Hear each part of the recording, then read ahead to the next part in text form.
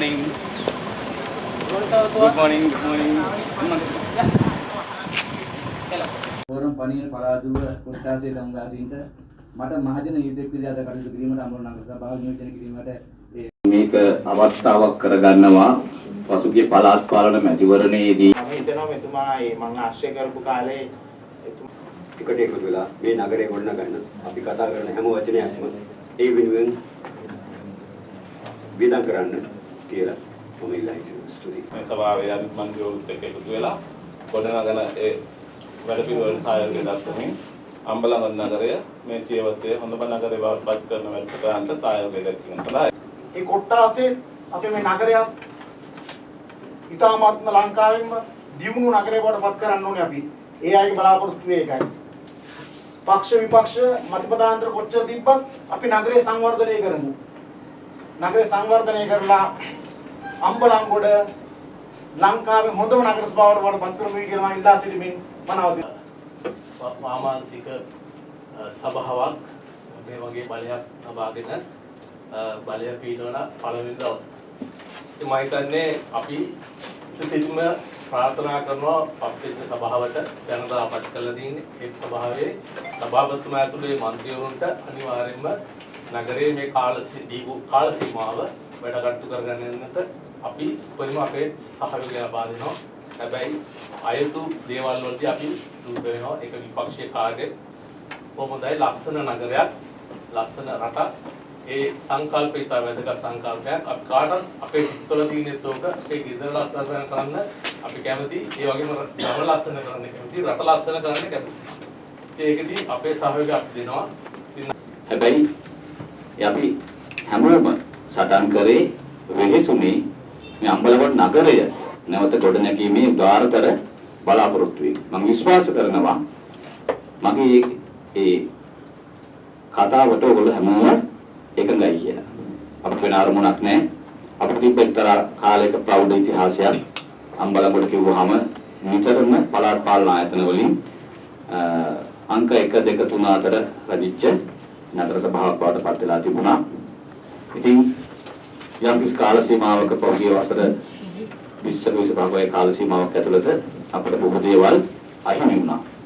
ඉතින් අපිට සිද්ධ වෙලා තියෙනවා ආයමත් අපිට නැති වෙච්ච ප්‍රෞಢ ඉතිහාසය වර්තමානයේ සාක්ෂාත් කරගන්න. අනේ අරමුණින් අපි හැමෝම මෙතෙන්ට ඇවිල්ලා තියෙනවා. ඉතින් මම නැවත වතාවක් ඉල්ලා සිටින්නේ අපේ පොදු අරමුණ තමයි මේ නගරය ලස්සන කරන්න, සංවර්ධනය කරන්න සහ අනාගත පරපුරට අපට අහිමි වෙච්ච වර්තමානය අනාගත පරපුරට හිමි කර දීමේ උදාරතර බලාපොරොත්තුව. එනි පළාත් පාලන ආයතනයට යොමු කරන්නේ 20ක් අපිට සිද්ධ වෙනවා. අපේ පළාත් පාලන ආයතනයේ ඒකට දායක වෙන්න. හැබැයි තව මාස 6කින් ආයමත් තවත් 20කින් එම වේතන වලින් කොටසක් අඩු කරලා 60යි වන්නේ. ඔය විදිහට ගත්තාම ඉදිරි අවුරුදු 5 සැලැස්ම ඇතුලේ අපි ස්වයං පෝෂිත පළාත් පාලන ආයතනයක් බවට පත් විය යුතුයි. ඒක තමයි මධ්‍යම රජයේ ප්‍රතිපත්තිය. උන්වහන්සේ මේ රජයට ගන්න පුළුවන් 159ක 3 වරයක් තියෙන ආණ්ඩුවක්. ඒ නිසා විශේෂ අවධානය යොමු කරන්න කියලා ඉල්ලා හිටනවා. මොකද අපි සභාව වැටෙන්න දෙනවද නැත්නම් ඉස්සරහට ගෙනියනවද කියන එක. මොකද අපට රජයේ සේවකව අනිවාර්යෙන් පඩි ගෙවන්න ඕන සභාවක් තුනේ. මේක ගෙවෙන්නේ නැතුනොත් අවදාසට ඇදලිතර මේ ගැන කලින් කල්පනා කරා නම් මේ නගරයට යහපතක් වෙන ප්‍රතිලාභ හම්බෙන යෝජනා මම හිතනවා උමනාවක් සහ කැමැත්තක් තිබ්බනම් මේකට ලීසින් කරගෙන තිබ්බ. මොකද අපිට හිටියා අපේ නගරේ වැසියෙක් විදිහට අපේ පළාතේ ප්‍රධානියා ගරු ප්‍රධාන අමාත්‍යතුමා ඒ වගේම අපිට හිටියා පාර්ලිමේන්තු මන්ත්‍රීවරු.